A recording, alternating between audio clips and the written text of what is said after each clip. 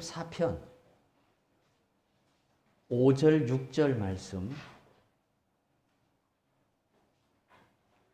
5절 6절 7절 말씀. 5절 제가 읽고 성도님들이 6절 읽고 7절은 같이 읽습니다. 구약성경 제성경 864쪽에 있습니다.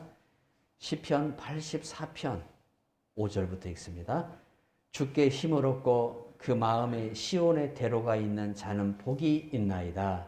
그의 눈물 골짜기로 지나갈 때에 그곳에 많은 샘이 있을 것이며 기름이가 복을 채워 주나이다. 같이 읽어요. 그들은 힘을 얻고 더 나아가 시온에서 하나님 앞에 각기 나타나리이다. 아멘. 여러분들에게 들려주었던 그 설교를 다시 한번 오늘 우리가 리바이브를 하면서 여러분과 제가 은혜를 같이 나누는 시간이 되었으면 좋겠다 해서 오늘 이 말씀을 다시 준비했습니다. 마태복음 4장 1절에서 2절에 보니까 예수께서 성령에게 이끌려 마귀에게 시험을 받으러 광야로 가사 40일 밤낮으로 금식하신 주에 줄이신지라 라는 말씀이 나와요. 예수님이 금식 기도를 하러 가신 그 광야는 어디일까? 예수님이 금식을 하면서 광야에서 지냈는데 그 광야가 어디일까? 매우 궁금했어요. 이스라엘의 국토의 60%가 광야로 형성되어 있기 때문에 예수님이 금식을 하시면서 마귀에게 시험을 받은, 그리고 마귀와 싸워서 승리한 그 광야가 어디일까? 매우 궁금하던 차에 최근에 예수님께서 광야에서 마귀와 싸움을 하시고 승리하신 그 장소가 고고학자들에 의해서 많이 발견되는 것을 볼 수가 있어서 유튜브를 통해서 최근에 많이 시청을 해봅니다. 그런데 예수님께서 가서 금식하신 그곳이 너무나 험한 곳이고 좁은 곳이고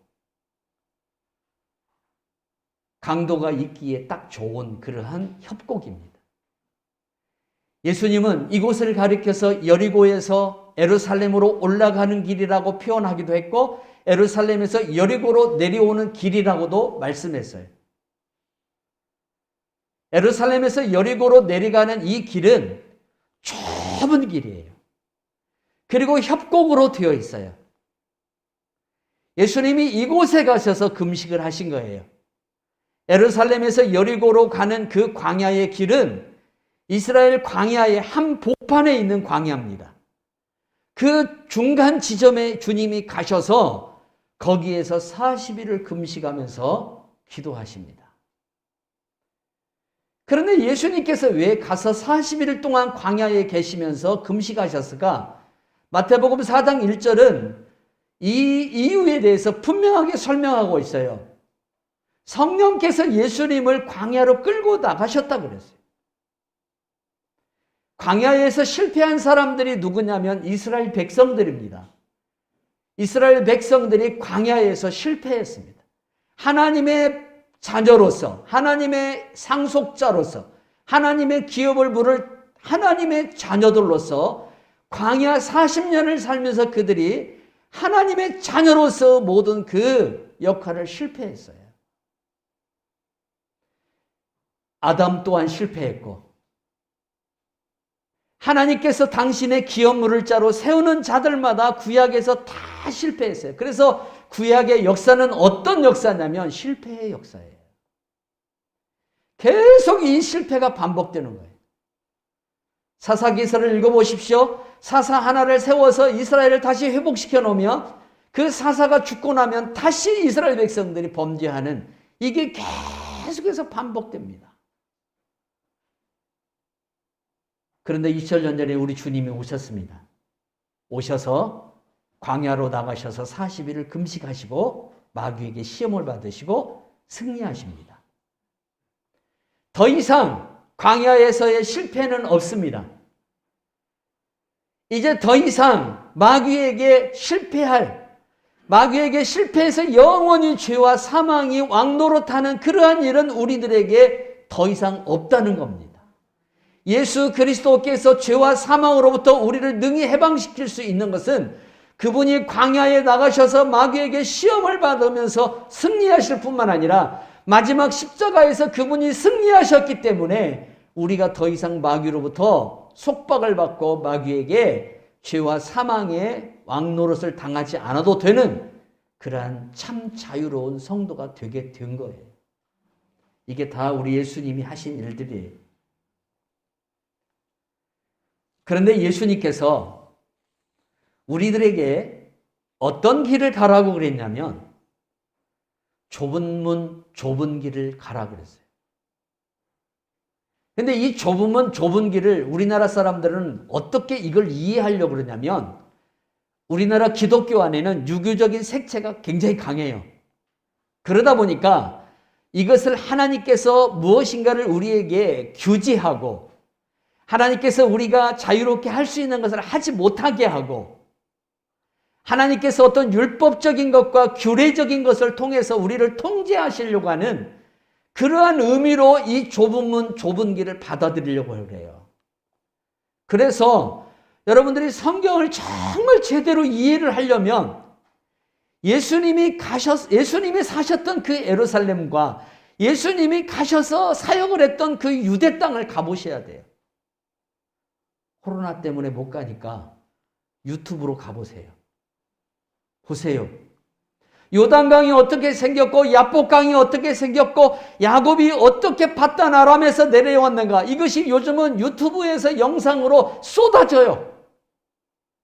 예수님이 어디에 가서 시험을 받으셨는가에 대해서도 여러분들이 눈으로 보기만 하면 얼마든지 그곳에 가서 볼 수 있는 영상들이 우리가 갖고 있는 이 핸드폰에 쏟아지고 있어요. 보세요. 보셔야 돼요.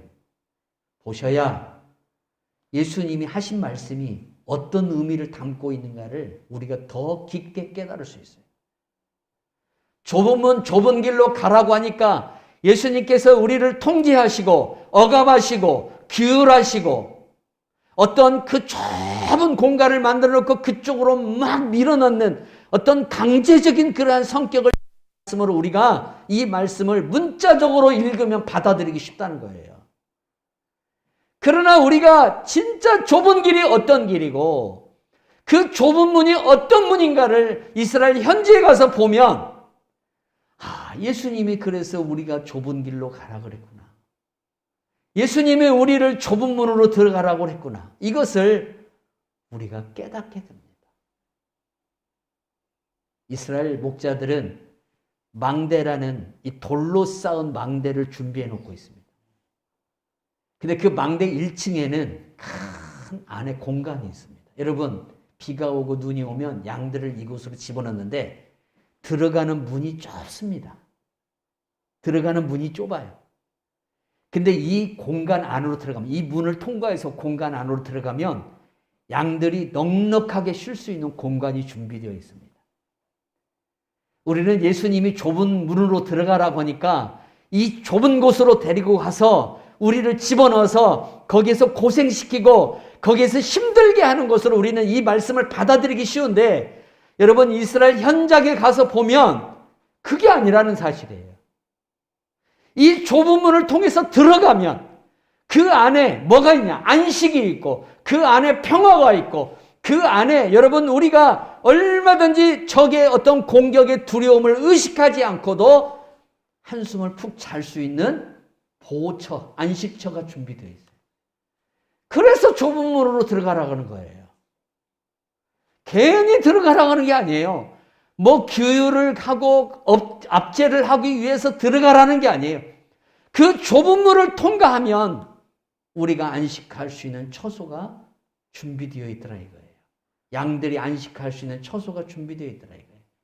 그래서 예수님이 이러한 유대 목동들의 환경적인 부분들을 비유로 삼아서 양인 우리들에게 좁은 문으로 들어가라고 말씀하신 거예요.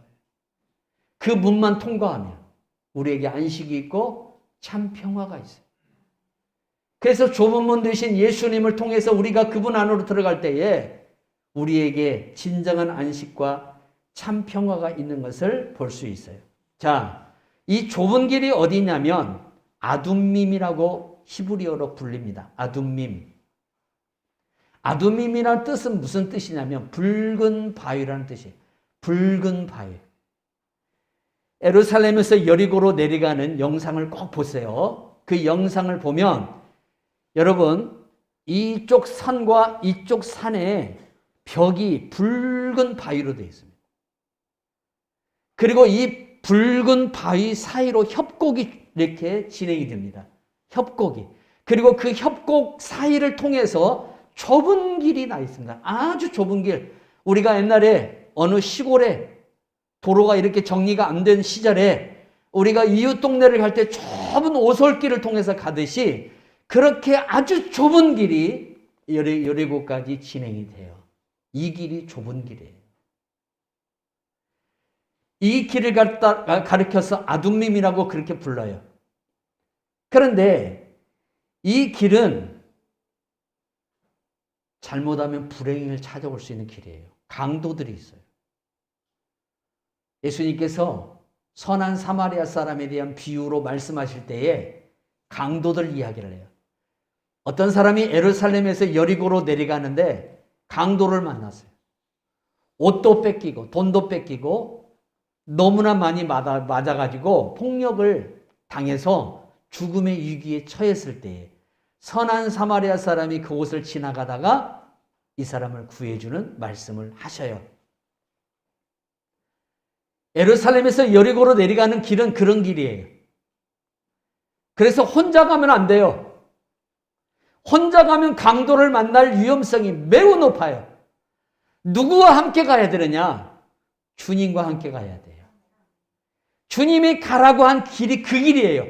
그런데 너 혼자 가지 말라는 거예요. 너 혼자 그 좁은 길을 가려고 하지 말고 나와 함께 가야 된다는 거예요. 그래서 네가 안전해진다는 거예요. 또한 이 길은 하늘밖에 안 보입니다. 양쪽이 바위로, 붉은 바위로 이 벽을 치고 있기 때문에 위로 하늘밖에 안 보여요. 아주 의미 있는 장소입니다. 무슨 의미를 담고 있습니까? 네가 인생의 길을 갈 때에, 이 좁은 길을 갈 때에 하나님 한 분만을 바라보지 않으면 너는 다른 데를 쳐다보면 네가 허무함만 찾아올 것이고 외로움만 찾아올 것이고 우울함만 찾아올 것이고 답답함만 찾아올 것이라는 거예요. 유일하게 뭔가가 보이는 곳이 하늘이에요. 하나님만 바라보고 가라는 거예요. 주님만 바라보라는 거예요. 주 너희 하나님만 바라라 그랬잖아요. 우리가 인생을 살아갈 때 답답한 일이 얼마나 많습니까? 이 아둠밈의 길을 걸어갈 때가 있습니다. 붉은 바위가 양쪽으로 벽을 치고 있어서 아무 시선이 보이지 않고 우리에게 모든 시선들이 다 답답하게 찾아올 때에 그때 우리가 유일하게 바라봐야 할 분이 누구냐 이거요. 예수 그리스도밖에 없습니다. 하늘에 계신 하나님 보좌 우편에서 승리하신 예수 그리스도를 바라봐야 돼요. 그래서 주님이 이 길을 가라는 거예요. 이 길을. 이 좁은 길을 가라는 거예요. 우리가 이 길을 갈 때에, 우리 인생의 이 길을 갈 때에 우리가 하나님만 바라볼 수밖에 없어요. 저절로 바라보게 돼 있어요. 보고 싶지 않아도 볼 수밖에 없는 그러한 상황이 이 협곡에 계속 진행이 되는데 여러분 엄청 깁니다. 이 길이. 가도 끝이 없습니다. 그런데 여러분 이곳에 뭐가 있는지 아십니까? 눈물과 탄식만 있는지 아십니까? 아닙니다. 오늘 여러분들이 읽은 본문을 한번 보십시오. 고라자손이 쓴 말씀인데 우리가 이 시온의 대로를 가는 사람에 대해서 한번 말씀을 나눠보세요. 주께 힘을 얻고 그 마음에 시온의 대로가 있는 자는 복이 있나이다. 그들이 눈물 골짜기로 지나갈 때에 그곳에 많은 샘이 있을 것이며 이른 비가 복을 채워주나니다. 자, 여러분 예루살렘에서 여리고로 내려가는 이 협곡을 가다 보면 이 좁은 길을 가다 보면 뭐가 나오냐면 예인 파랏이라는 샘이 나옵니다. 영상을 보면서 제가 깜짝 놀란 것은 뭐냐면요. 우리나라 명산에서 흐르는 물보다도 더 많은 물이 흘러요. 이 물이 어디에서 나오냐면 바위에서 솟아나요. 바위 위에서. 그리고 거기에 물고기가 살더라고요. 물고기가 살아. 이 손바닥만한 물고기들이 돌아다녀요. 하나님께서 시편 84편에 뭐라 그랬습니까? 이 시온의 대로가 우리가 생각하기에 넓은 길을, 국어사전을 보니까 대로를 뭐라고 표현해놨냐면 넓은 길라고 표현을 했어요. 근데 성경에서는 대로를 어떻게 표현해놨냐면 좁은 길이라고 그랬어요. 좁은 길. 세상에 여러분 백과사전이 말하는 대로라는 이야기와 성경에서 말하는 대로가 틀려요. 세상의 대로는 넓은 길이에요. 아주 큰 길. 그런데 오늘 시온의 대로라고 하는 이 길은 예루살렘에서 여리고로 내려가는 그 협곡 좁은 길이에요. 이 길을 대로라고 그래. 대로. 이 길을. 이게 말이 돼요. 이게 대로라는 거예요. 이게. 왜 대로라 그럴까요? 거기에 하나님이 계시고 거기에 하나님의 보호하심이 있고 거기에 하나님의 지켜주심과 하나님의 함께하심이 있기 때문에 성경 기자가 그 길을 대로라고 하는 거예요. 무슨 대로예요? 시온의 대로예요. 보세요. 예루살렘에서 여리고로 내려갈 때도 그 길을 가지만 여리고에서 예루살렘으로 올라갈 때도 그 길을 가요. 언제 가느냐? 이 길을 이스라엘 백성들이 여리고에서 예루살렘으로 올라가는 이 길을 언제 가느냐? 이스라엘의 각종 절기가 돌아오면 이스라엘 백성들은 예루살렘으로 올라갑니다. 그래서 여러분들 시편을 읽다 보면 성전에 올라가는 노래가 나와요. 성전에 올라가는 노래. 예루살렘 성전을 가면서 성도들이 부르는 노래예요. 그 노래가. 왜 그 노래를 부를까요? 여러분은 우리가 힘들고 어려울 때에 찬송이 입에서 나옵니다. 찬송이 입에서 나와요. 즐거울 때만 찬송이 나오는 게 아니라 힘들고 어려워도 찬송을 부르면서 뭘 얻습니까? 힘을 얻습니다. 예루살렘 성전을 향해서 가요. 그리고 이 성전을 향해서 가는 동안에 뭐가 나오냐면 그 예인파랏, 쉽게 말하면 그 바위에서 샘솟는 물들이 있어요. 이 물을 이 순례자들이 가다가 마시는 거예요. 이 물을 마셔요. 그리고 뭘 얻어요? 힘을 얻어요. 그리고 이들이 끝내는 어디에 도달해요? 예루살렘 성전에 도달해서 하나님을 뵙고 다시 돌아와요. 이 원리를 지금 우리 예수님이 좁은 길에다가 영적인 의미를 부여하고 있는 거예요. 우리가 여러분 가다가 지칩니다. 우리가 가다가 쓰러집니다. 우리가 이 영적인 삶을 살아가면 살아갈수록 세상과 맞지 않기 때문에 지치고 힘들고 괴롭습니다. 세상의 방식대로 살아가면 세상 살기 쉬워요. 그냥 세상의 방식에 맞춰서 살면 돼요. 그런데 내가 살아가야 할 인생은 그 삶이 아니에요. 내가 살아가야 할 삶은 세상의 방식이 아니라 우리 주님이 걸어가신 십자가의 길을 가야 되기 때문에 내가 힘들고 어렵고 고통스러운 거예요. 예수 안 믿는 사람들처럼 살아가면 쉬워요. 얼마든지 그 사람들처럼 먹자, 마시자, 놀자 그렇게 살아갈 수 있어요. 근데 그들의 삶이 영생이었고 그들의 삶 속에 생명이었고 그들의 삶 속에 여러분 아무런 의미가 없더라는 거예요. 의미가 없어요. 그저 살다가 죽으면 끝나요. 그걸로. 아무런 의미가 없어요. 그래서 이렇게 살지 않아야 되기 때문에 저 사람들처럼 살지 않아야 되기 때문에 내가 예수 믿는 사람으로서 십자가의 길을 가면서 말씀의 길을 가면서 성령이 나를 인도하시는 그 길을 가면서 성령님이 예수님을 어디로 인도했다고요? 광야로 인도했어요. 우리들도 광야로 인도해요. 광야로. 왜? 오늘 새벽에도 우리가 그 말씀 나눴지만 주님만 바라보라는 거예요. 주님의 말씀만 의지하라는 거예요. 그래서 우리 인생에 반드시 광야를 주십니다. 어떤 사람에게든지 반드시 광야를 줍니다. 그런데 이 광야에서 주님이 우리를 그냥 굶기시고 우리를 외면하시고 우리에게 마실 물을 주지 않는 하나님이실까요? 아니라는 거예요. 여러분 이 협곡을 가니까 다른 어디보다도 물이 넘쳐나는 물이 쏟아져요. 그래서 순례자들이 이 물을 마신 거예요. 이 물을. 근데 이 물이 달아요. 굉장히 답니다. 이 물을 마심으로 인해서 이들이 힘을 얻었어요. 그러면 오늘 우리들이 인생을 살아가다가 힘들고 지칠 때에 우리에게 새 힘을 주시고 새 능력을 부어주실 분이 누구냐 이거예요. 예수 그리스도입니다. 그분이 주시는 물을 먹어야 됩니다. 그분이 주시는 물. 사마리아 여인이 그 물을 달라 그랬어요. 그 물을. 우리도 예수님한테 그 물을 달라 그래야 돼요. 이 물을 내게 먹여 주시옵소서. 이 물이 여러분 우리 안에 먹여질 때에 우리에게 목마름이 사라지고 우리의 영적 갈급함이 사라지고 우리에게 새 힘이 솟아나는 거예요. 새 힘이. 여러분 이 물이 뭡니까? 예수 그리스도입니다.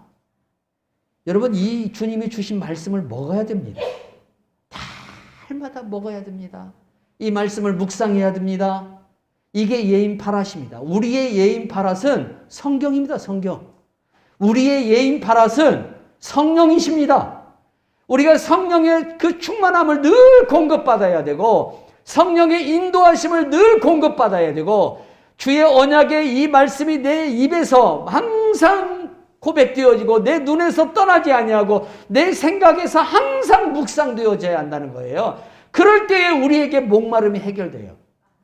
그리고 어떤 일이 벌어지느냐? 새 힘이 솟아요. 새 힘이. 새 힘이. 어떤 새 힘이에요? 이사야 선지자 뭐라고 그랬어요? 독수리가 하늘을 치며 날아가는 것 같은 새 힘이라고 그랬어요. 그래서 걸어가도 뛰어가도 피곤치 않고 곤비치 않는 새 힘을 주신다 그랬어요. 그런데 예수님이 정말 중요한 것은요. 3년의 공생애를 마치고 마지막으로 예루살렘으로 올라갈 때 어디에 계셨냐면 갈릴리에 안 계셨어요. 여리고에 계셨어요. 여리고에서 소경 2명을 치료해 줍니다. 여리고에서 소경 2명의 눈을 열어줘요. 그리고 예수님이 당신의 제자들을 데리고 어디로 가냐면 그 협곡을 거쳐서 예루살렘으로 올라가십니다. 왜 그랬을까요? 굉장히 큰 의미가 있습니다. 이 좁은 길이 어떤 길입니까? 십자가의 길입니다. 근데 예수님이 이 길을 통과하십니다. 예루살렘에서 여리고로 내려온 게 아니라 여리고에서 예루살렘으로 올라가십니다.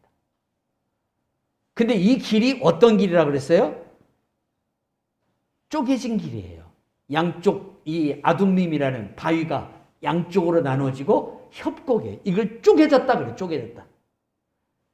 이걸 쪼개진 길이라 그래요. 자, 성도 여러분, 아브라함이 하나님 앞에 제사를 드립니다. 하나님이 제물을 가지고 오라고 그랬습니다. 내가 너와 언약을 하겠다고 그랬어요. 그때 하나님께서 아브라함과 언약을 합니다. 가나안 땅에 두른 뒤에 아브라함과 하나님이 다시 만나서 언약을 하는데 그때 아브라함이 제단을 쌓고 돌로 제단을 쌓고 그 위에 제물을 올려놓는데 그 제물을 사체를 동물의 사체죠. 이 사체를 가운데를 다 쪼개요. 다 쪼개요. 그리고 깊은 밤이 됐어요. 그때 하나님이 아브라함에게 오시는데 어떤 모양으로 오셔요? 횃불 모양으로 오셔요. 횃불 모양. 횃불 하나가 이 고기, 쉽게 말하면 이 제물이 쪼개져 있는 그 쪼개진 가운데를 지나가요. 그러니까 이 제물이 싹 타버려요. 무슨 의미입니까? 내가 쪼개지지 아니하면 여러분 생수의 강은 흐르지 않습니다. 내 심령이 쪼개지지 아니하면 내가 하나님 앞에서 정말 쪼개지지 아니하면 내가 내 모양 그대로 있으면 내 안에 성령은 오시지 않습니다. 성령은 지나가지 않습니다. 쪼개져야 됩니다. 부서져야 한다는 겁니다. 낮아져야 한다는 겁니다. 오늘 하나님께서 새벽에 우리에게 어떤 말씀, 하나님께서 우리에게 환난을 왜 주신다고요? 여러분 철 있잖아요, 철. 이 철을 망치로 두들겨서 평평하게 만드는 거예요. 그러려고 환난을 주는 거예요. 낮아지게 하려고.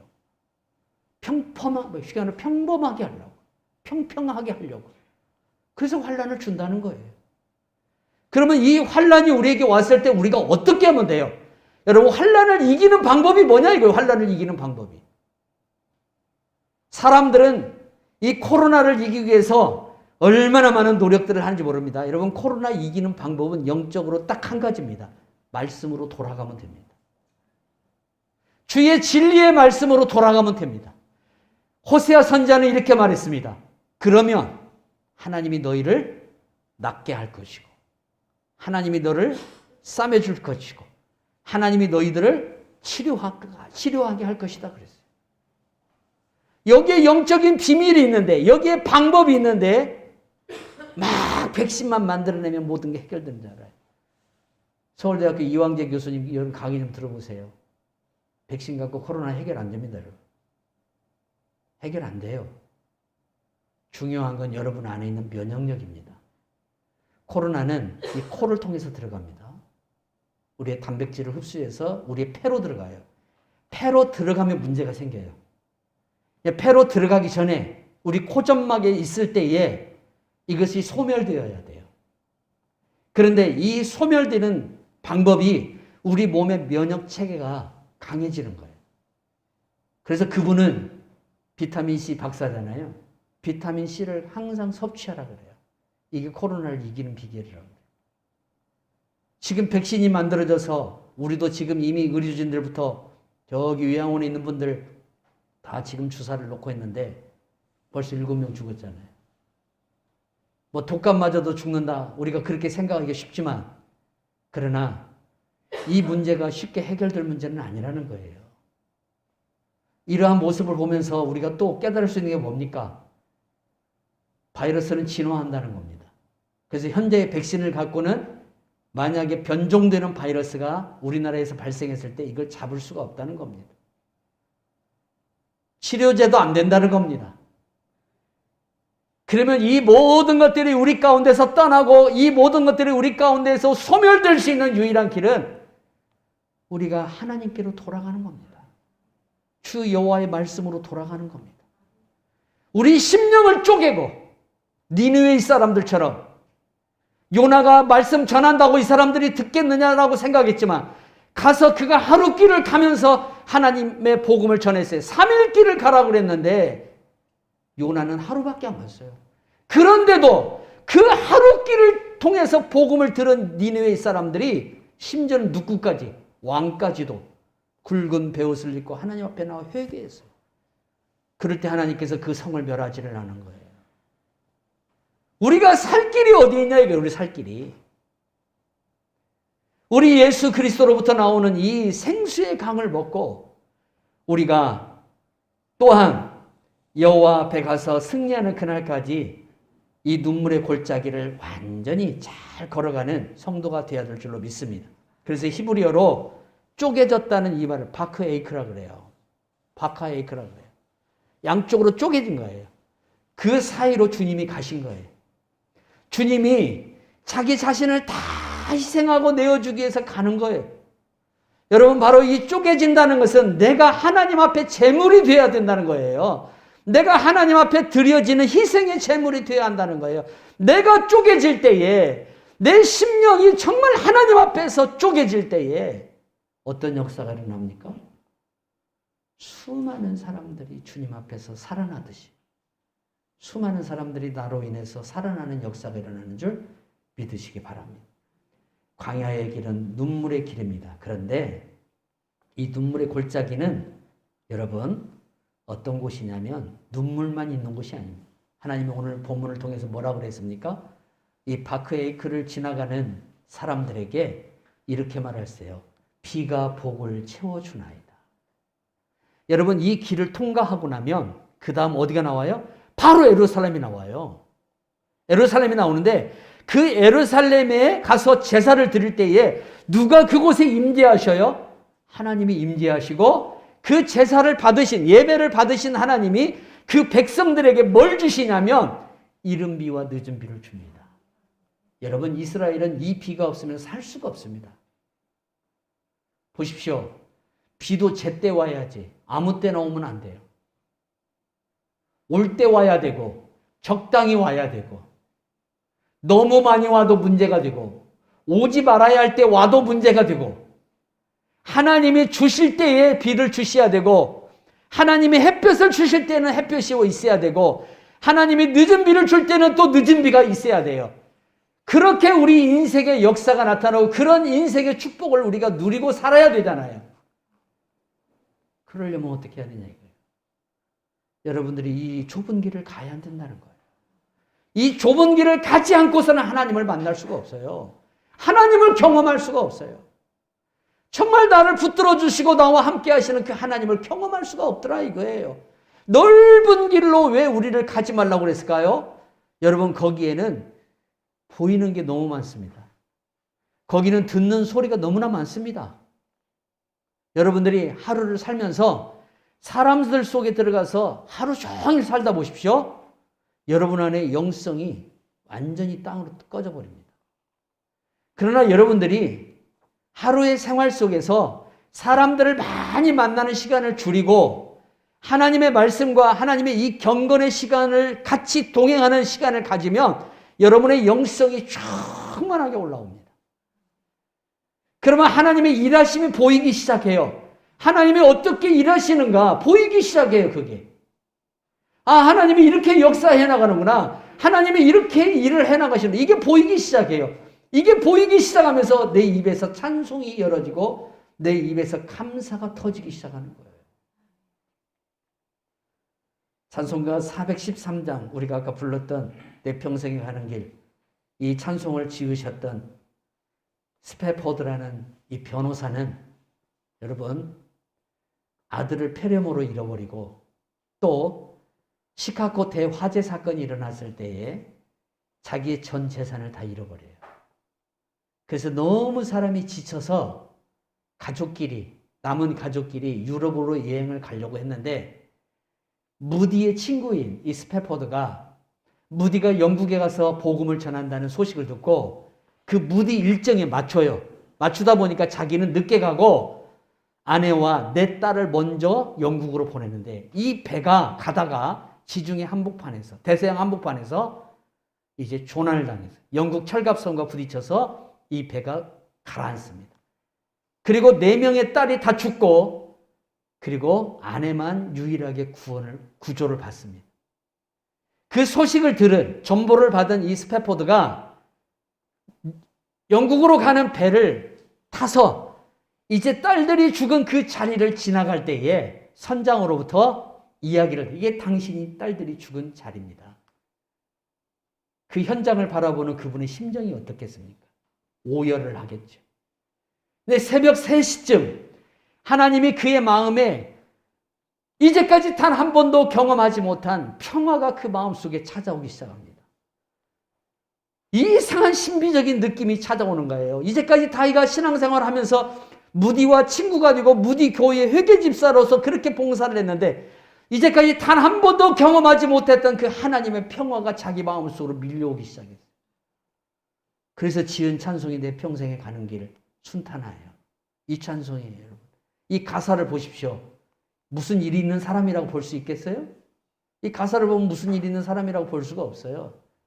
그래서 이 가사를 생키에게 주었지만 생키가 이 곡은, 이 가사에 대한 곡은 내가 지어야 할 것이 아니라 블리어가 지어야 돼. 친구 블리어가 지어야 되니까 그 사람에게 맡겨서 이 찬송을 만듭시다 해가지고 만든 게 내 평생에 가는 길입니다. 결국 이 부부는 끝내 예루살렘에 가서 유대인들과 무슬림들에게 복음을 전하면서 60세의 나이로 세상을 떠납니다. 근데 하나님께서 이 부부를 위로해서 2딸을 줘요. 다시 2딸을 또 태어나게 하여. 그렇게 하나님이 이 부부를 위로하는데 이 2딸들이 훗날에 여러분 이 아버지의 자랑이 됩니다. 아버지의 기쁨이 됩니다. 여러분, 내가 눈물의 골짜기를 가면 하나님은 그걸로 끝내는 게 아니라더라 이거예요. 손양호 목사님이 눈물의 길을 가고 주기철 목사님이 눈물의 이 골짜기를 지나니까 오늘 그 복을 다 다 우리가 받고 누리게끔 만들어 놓습니다. 바울이 그 눈물의 골짜기를 가니까 여러분 오늘 21세기를 사는 오늘 이 세계 모든 교회들이 이 복을 받고 누리고 살게 만들어 주십니다.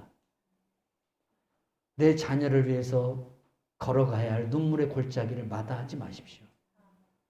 우리가 이 시온의 대로를 가야 됩니다. 누구를 위해서 갑니까, 여러분?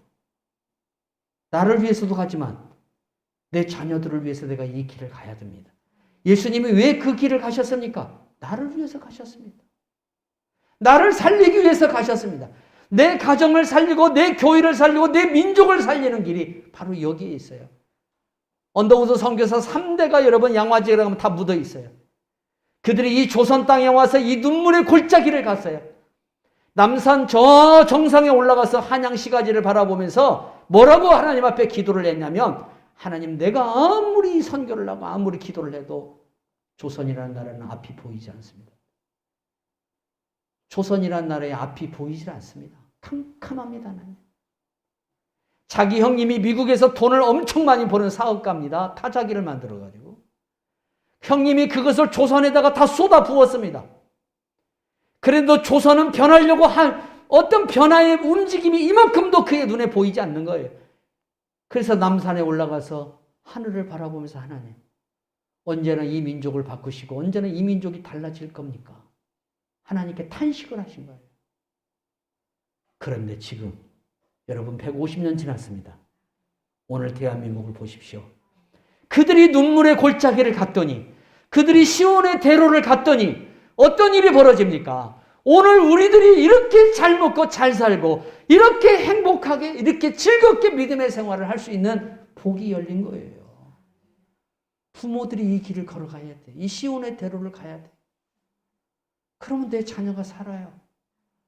근데 이 시온의 대로를 갈 때에 하나님께서 그냥 거기에서 우리가 목말라서 죽게 만드는 하나님이 아니라는 거예요. 거기에 에임 파랏이 있다 이거예요. 이 바크에이크라는 이 골짜기를 우리가 지나가요. 이 협곡을 지나가요. 아무것도 보이지 않아요. 우리 인생에. 근데 하나님이 거기에서 우리에게 생수를 먹이시고 힘을 얻게 해서 예루살렘에 가서 예배를 드리고 하나님의 응답을 받게 만들어 놓더라는 거예요. 그래서 고라자손이 그것을 이 여리고에서 예루살렘으로 올라가는 이 장면을 시로 표현해서 이렇게 표현해 놓은 거예요. 사랑하는 성도 여러분, 많이 힘들고 어려울 때가 우리 인생에 얼마나 많습니까? 지금까지 우리가 살아오면서도 얼마나 많은 어려움들이 있었습니까? 이 눈물의 골짜기를 우리가 다 마칠 때까지 끝까지 승리하는 성도님들이 되기를 바랍니다. 끝까지 여러분들이 달려갈 길을 마치고 바울처럼 승리하시기를 바랍니다. 바울이 말하면 나의 달려갈 길을 마치고 주 예수께서 나에게 주신 그 복음의 사명을 마치려 하면은 내 생명을 조금 더 귀한 것으로 여기지 아니하노라. 눈물의 골짜기를 그분이 가셨습니다. 얼마나 많이 맞았습니까? 얼마나 많은 그러한 조롱을 당했습니까? 그래도 갔습니다. 갔더니 로마가 기독교 국가가 되어버리더라 이거예요. 내가 그 길을 갈 때에 어떤 역사가 일어날까요? 내가 이 눈물의 길을 갈 때에 어떤 역사가 일어날까요? 하나님은 내가 이 시온의 대로를 걸을 때에 내가 걷는 이 시온의 대로를 통해서 내 다음 사람이 될지 아니면 그 다음 사람이 될지 아니 내가 살아있는 이 시대에 될지 그건 하나님께서 알아서 하시는 뜻이에요. 그런데 그 하나님께서 내 눈물의 골짜기를 보시고 이 눈물의 모든 수고와 이 탄식을 주의 축복, 이 비로 내려주시는 축복으로 후손들에게 갚아주시더라 이거예요. 다 그렇게 채워주시더라 이거예요. 그래서 우리가 끝까지 승리하고 끝내는 인내에서 하나님 앞에 잘했다 칭찬받는 주님의 귀한 성도들이 되기를 주 예수의 이름으로 축원합니다.